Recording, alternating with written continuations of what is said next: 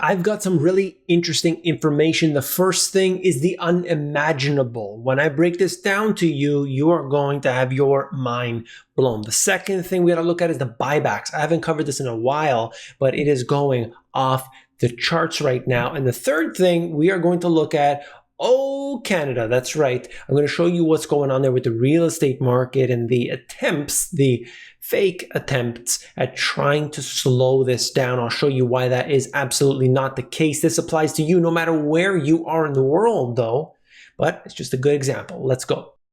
This to me is bombshell. I'm going to show you two things right here that are extremely important as it relates to the debt that's happening within the stock market. People are taking out margin like we've never seen before in history. S&P 500 and the FINRA margin debt monthly chart. This goes back to 1997, and you know the excessive risk taking that was happening during the late 90s. And of course, again, several periods, but we had this leading up to the financial crisis as well. It's not new record highs for margin debt that we worry about. This is Bank of America, by the way. We get concerned when margin debt stops rising. June 2021 is a potentially bearish peak for margin debt. We'll see what happens. You know that there have been instances before where there are pullbacks, there are corrections in the markets. These do happen. It's not necessarily that the entire stock market needs to collapse, but you could have setbacks along the way. And these are the different examples when what we are seeing right now had occurred. So they're just trying to highlight June 2021. I hope you could see that. Similar event, May 2018, April 2015, April 2011, 2007, and March of 2000. It is interesting to say the least, whether or not it will be like some of these other blips, right? Because in some cases, it comes down, comes back up, and then eventually falls. So nobody really knows what's going to happen. But I think what's really telling is the fact that the margin debt is absolutely off the charts. Off the charts. What are people doing using margin at this rate? It shouldn't even be used to begin with. But people think, well, I only have $25, but I can make that $100 using margin. Now that's fantastic on the way up. But what happens on the way down? The average amateur retail investor, I understand the desire to want to get maximum appreciation, but the pain that will be felt on the way down will be the worst we have ever seen in history. We know that. That's one reason why. Here's another. Net free credit and the S&P 500 monthly chart. Free credit balances net of margin debt, net free credit, moved to a record negative level of minus $433 billion in July. If net free credit begins to rise, it could send a bearish signal for US equities. And you're seeing kind of the same patterns. I'm not going to highlight them all again, but the same sort of situation. This basically tells you that individual investors today are at the absolute most risk-taking and leverage that we have ever seen before. There are different ways to measure it, but on so many different levels, we are at the peak we have ever seen in history. And along with that, we've seen the stock market at the highest it's ever been. Every single day, just beating new records.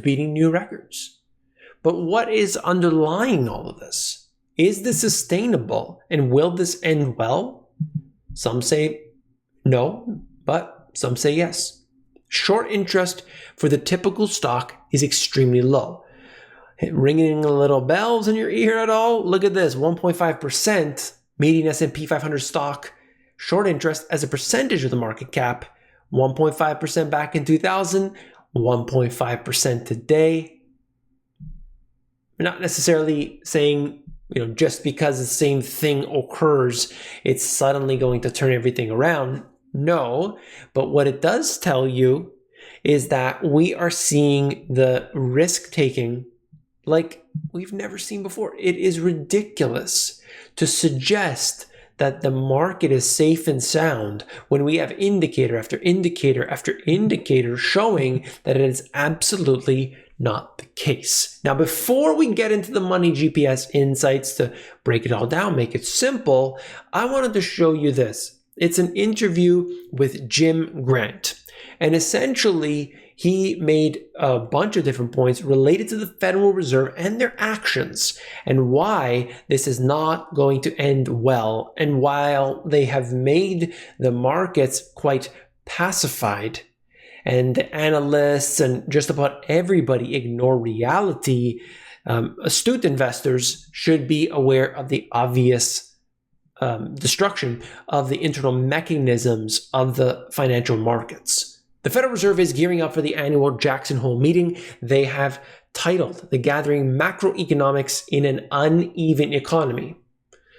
Grant said he would title it Gasoline on House Fire or Hoses in a Hurricane. This is the quote, because $120 billion a month in asset purchases is an economy that is bounding and running with good health. The stock market is at all-time highs, 4,000-year lows in interest rates, and on. You wonder why the Fed is in crisis mode. Indeed, even as the market speculated about the possibility of a Fed taper, the central bank continues QE infinity it launched at the beginning of 2000. Every week or so, the balance sheet climbs to a new record. Meanwhile, pundits obsess over issues or if the Fed chairman Jerome Powell will appear in Jackson Hole in person. So you have big problems, and yet the focus is not on what's actually going to matter. That's the key. Right now, what we are seeing today, let's just say it. Let's be straight up. This is the most risk-taking we have ever seen before by far. More risk-taking equals ends badly. There's no other way to put it. This is what happens every time there is this excessive risk-taking. They always take it too far, and then the pain is, of course, felt in a proportionate amount.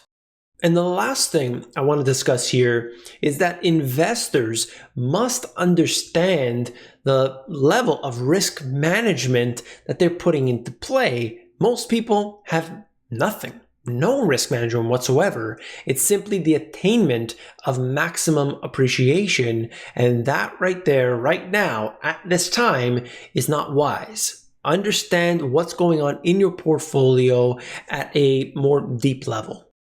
Let's take a look at the buybacks right now. S&P 500 sectors announced buybacks. You could see over the last 3 months, infotech, obviously, tech companies at the very top of the list, healthcare, materials, and then financials as well, okay? Big stuff going on. You could see that as soon as the market started to dip down just a little bit, the S&P 500, you had record bank buybacks, and that pushed the market higher. Looking at the financials-led buybacks, on the left-hand side, buybacks by sector, financials, tech, consumer discretionary, and so on. And then on the right-hand side, buybacks concentrated in large caps. Okay? Obviously, we know this always is the case, but I'm just showing you. And which stocks performed real well throughout this period? Oh, wait a minute. Could it be the large cap stocks? Could it be the fact that the biggest buyer of stocks since 2009 happens to be the stocks themselves? Oh my goodness gracious. Buybacks by corporate clients accelerating. Corporate clients, you could see right now, there are always this ups and downs and so on, but right now that is in an acceleration, as you can see. And on the right-hand side, corporate client buybacks leading red on S&P 500 buybacks, okay? It just shows you essentially, this is sort of variable, but I'm just trying to show you this year over year, as you can see, the light blue line, but the 4-week average buybacks year over year, that is really high at this time. Depends on the blackout periods. There's a lot to that, but I just want to show you all the data I can anyway. Moving on. Lumber's boom bust cycle sets producers up for year-end rally. So we saw the price going up in a straight line to 1700. It came down now, the last time I checked was 470 approximately, and now they're suggesting it can go higher. Seasonality charts show that lumber stocks gain post-September drop. Royal Bank of Canada says worst of the sector's rout has passed. Now, if all of the commodities are rising, of course, it can be pulled up with it. There's a correction. There's no doubt about it. Clearly a big correction. So could it move up 20%? 30%, 40%, many say that that's the case. This article here, which will be in the description, as always, under the sources, is for you to take a look at if you are interested in that, okay? I know a lot of people want to take advantage of what's happening. I can't give financial advice, but I can certainly point you to the articles, the information that you need to know, and then you can do what you want. Shelf shortage. Christmas could be cancelled as UK food shortage crisis hits supermarket. You know, the UK is dealing with so many problems right now. Just trying to move product in, I have experience, is an absolute disaster. It's a nightmare trying to get products in there. And this was like 2 years ago or last year or whatever it was. It is just a mess still today. And they're just trying to show you that. I don't know how widespread this kind of thing is, but they've got a couple images to show you anyway. Now, Canada, you've got to listen to this. If you are in Canada, you know what high real estate prices are all about. Trudeau promises new incentives worth billions and a tax on flipping to help Canadians buy a home. So what do you have when you're dealing with too much intervention? That's right, a solution of more intervention. Then you got this one. Trudeau targets big Canadian banks, vowing a surtax on the profits. Both of these, listen, hear me out. Both of these, adding taxes, adding regulations, adding all of this madness on top, doesn't get to the root of the problem. How do you resolve these? Both of these things and just about everything I've talked about today? Letting interest rates rise. Understand what I said. Not setting interest rates to a higher level, which is what they do, but allowing them to rise naturally. The market would be loving higher interest rates. And I mean the structure of the market, not the stocks. Of course, they're going to react negatively to it. But this is what I'm talking about. People need to be aware of this. But of course, they just want more regulation, more, and more. There wouldn't be so much speculation in the real estate market if it wasn't for interest rates being so low.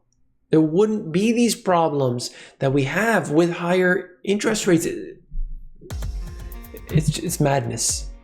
Look, if you want the real deal, you've got to join the insiders. Thousands and thousands of people have got on already. This is all on my tab. There is no selling here in the insiders. Okay? I am trying to get as many people on this because I want to get around this censorship and all the nonsense. I'm tired of it. And it's free. It's free for you to sign up. It's available here at this card, or you can get on at themoneygps.com. If you want to support this channel, you can hit that thumbs up button by clicking the like button. As always, you make Janet Yellen smile. And if you haven't seen this video yet, you definitely want to check it out. Click it and I'll see you there.